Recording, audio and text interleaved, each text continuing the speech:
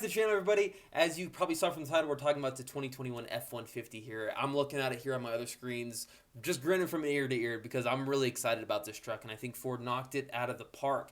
We've been talking about this truck for a little while on the channel, and so I've been kind of waiting a couple days since Ford unveiled the truck because I wanted to get a little bit more info, a little more pictures to share with you guys, and kind of do it my best here to get you guys what I'm excited about. I wanted to get some more cool features and stuff like that I read about on like Car and Driver, Motor Trend, and from Ford himself. So that's where I've gotten most of my information. So let's jump right into it here with the exterior. Off the front here, I gotta say they didn't change much on it, but they changed just enough, if that makes sense. So this is what's the #1 selling truck in the world. So I think they wanted to kind of just tweak it and just change it enough where people are like, wow, that is a totally different truck, but it's still a Ford F-150, and I think they accomplished that. So what obviously everybody's talking about and noticed the most is those big daytime running lights, those DRLs that start all the way at the grill, they come all the way out, and then they go straight down into the bumper.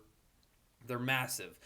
In person, I'm assuming it's just going to be even bigger than it looks in these pictures, but it looks really cool. It's got that bracket design with some good lines to it. It's not just a straight up bracket like those F250s and 350s and 450s were a couple years ago, but it does remind me of that a little bit, but it has some really cool lines.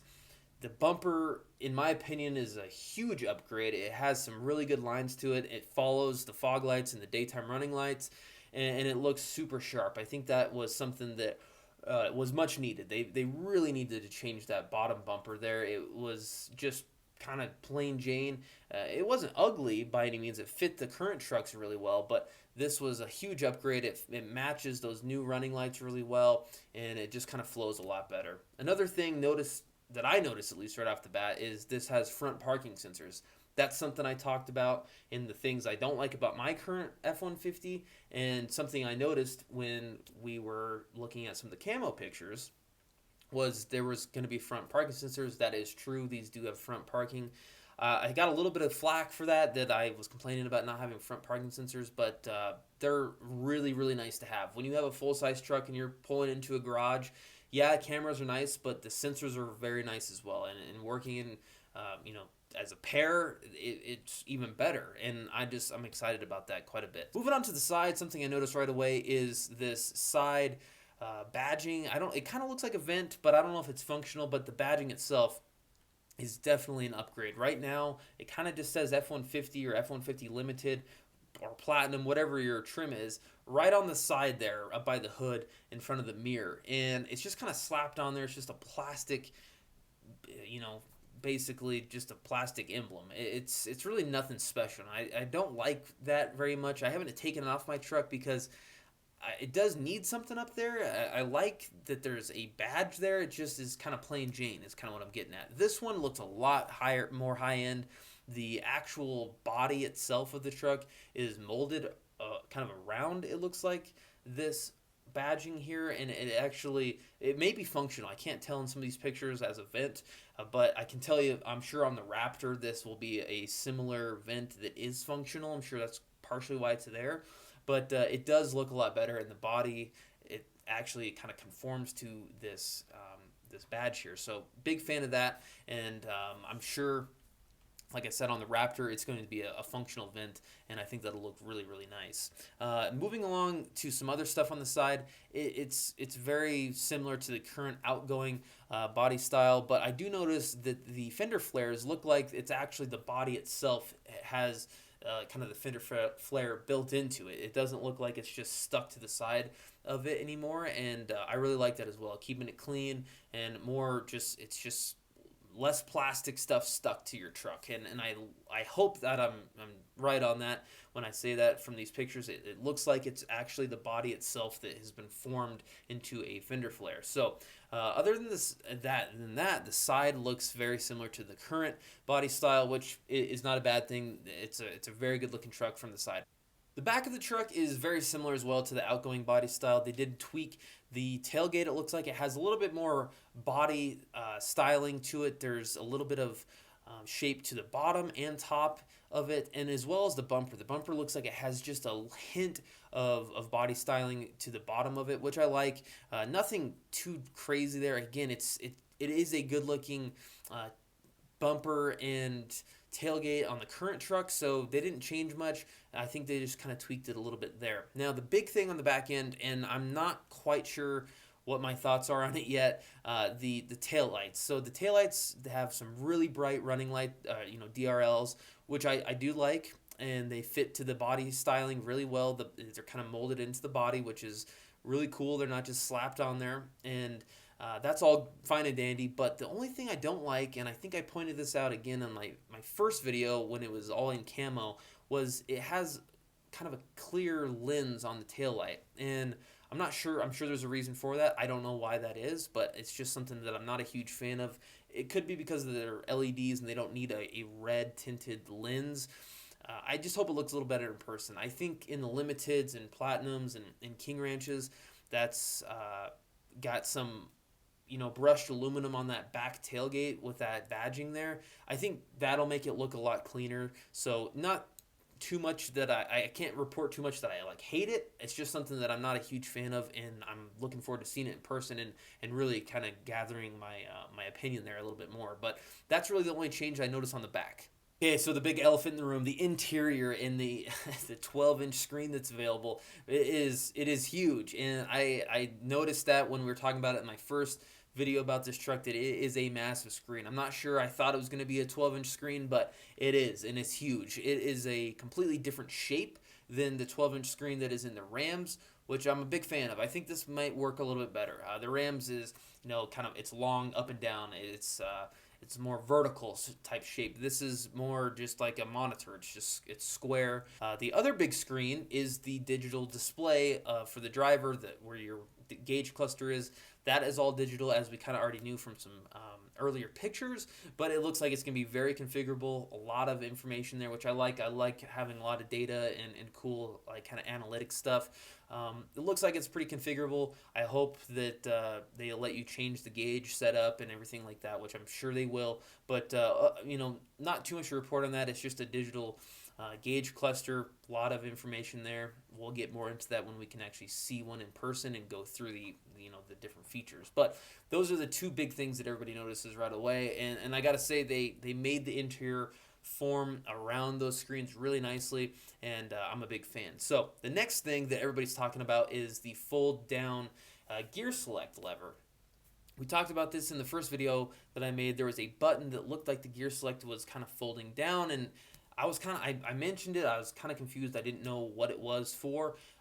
Turns out it folds down, and then the center console actually folds forward into a desk, so you can work on it. I guess if you're in your truck working, which is a lot of people do. A lot of people work from their truck and are out on site, and they have their laptops or notepads or whatever they're doing. And I can see myself using it. Even whip out the laptop and log in and do some stuff from the road, and it's pretty cool. I'm not saying that I'd use it a lot, but it's an option, it's a feature, and it's pretty cool. Just something new and simple. That's what I like about it. It's a pretty simple thing, but overall I'm pretty impressed with those two things, the screens and that center console. The seats on this 2021 is something else that's been talked about a lot. Is the front seats, they can lay 180 degrees basically, so flat, and you just fold up the back seats and then those front seats will lay flat. That's kind of cool. Again, I'm not sure I would really use that feature, but it's there, it's an option, and it's kind of cool. Simple again, but it is a feature that a lot of people are talking about and Ford's kind of touting a lot, so that's pretty cool. For me, the big thing that I'm going to get into is the stereo system. I'm a big fan of premium stereos, and this one has a premium stereo in it. Sounds like it's going to be about an 18 speaker Bang & Olufsen sound system in it. So there's going to be speakers in the headliner and speakers in the front, the driver, passenger headrests. There's going to be speakers everywhere. This thing is going to be super, super loud. I have the Bang & Olufsen current sound in my truck, and it is a good stereo. It's definitely nothing like this one's going to be, but Bang & Olufsen, it's a crisp, clear stereo, something that excites me quite a bit. Not everybody's really into that kind of stuff, but that is something that I really enjoy. So as far as interior goes, everything just looks very premium. The stitching on the seats, the dash, the materials, a lot of metal. I see some carbon fiber. Cool colors. There's some really cool features on the interior of the truck that I'm sure we don't even really know about yet, and I'm excited to get in one and check them all out. But overall, just a really premium luxury interior for a pickup truck. I think Ford did their homework on what people wanted. Lastly, the big thing that is a big change, and I'm pretty excited about because it's kind of just paving the way for the future of vehicles, is this truck is going to be a hybrid powertrain. So they are going to have an all-electric powertrain available in the F-150, but they didn't talk about it at all, so that's a little ways down the road. But this one is going to be a hybrid setup. I think they're calling it the powerboost. What I noticed was in the first video we talked about with the digital display that we could see in those kind of spy pictures, were the fuel range said 701 or 707 or something like that. And I brought that up that, you know, if this does have some hybrid, that's very possible. And it does, it is being talked about that this truck will have like a 30-gallon tank, and it'll have this hybrid setup and will allow for potentially 700 miles of range on a single tank, which is really cool. So I'll get into some of the specs here. It sounds like it's going to be a 35 kilowatt electric motor, and that's equivalent to about 47 horsepower. So we're going to be gaining about 50 horsepower from this hybrid setup, which is a lot. Believe me, 50 horsepower gain from the current EcoBoost is huge. This will be a very powerful half-ton truck. I'm pretty excited about the power. But what's more impressive is what they're I don't know what they're calling it, but it's going to be I think it's some sort of generator here, Pro Power onboard generator. So I guess I do know what they're calling it, but the Pro Power onboard generator here. So I'm gonna have to read this too because I don't know too much about this kind of stuff, but it does sound very cool, especially for the people that are going to be working in their trucks. So sounds like that this will have two options here. A 2.4 kilowatt generator is going to be standard on the PowerBoost, and there is going to be a big one. The 7.2 kilowatt generator is going to be an optional feature on the PowerBoost. So the 2.4 equipped trucks will get two 120 volt 20 amp outlets in the bed, so it's kind of on the bed, the back of the bed on the side. And then the big option, the 7.2 kilowatt options, will receive those same plugs plus a 240 volt outlet. So it sounds like it to kind of put that into perspective of what it'll do. From what I'm reading from Motor Trend here, is that the 2.4 kilowatt generator, which is the standard, you could run an electric jackhammer and a compact concrete mixer at the same time for 85 hours on a tank of fuel in this truck. And what's crazy is the big one, the 7.2 kilowatt generator option, will be capable of running a 120 volt plasma cutter, a 120 volt TIG welder, chop saw, a 1.5 horsepower air compressor, an angle grinder, and a work light simultaneously for 32 hours. Again, this is coming from Motor Trend here, which I'm sure they're getting that from Ford. Motor Trend obviously is one of the biggest names in the automotive industry. I would not think that they're lying to us on this. I will try to put this article here up on the page and in the links. That is crazy to me. For me, I would never need that big of a generator on board.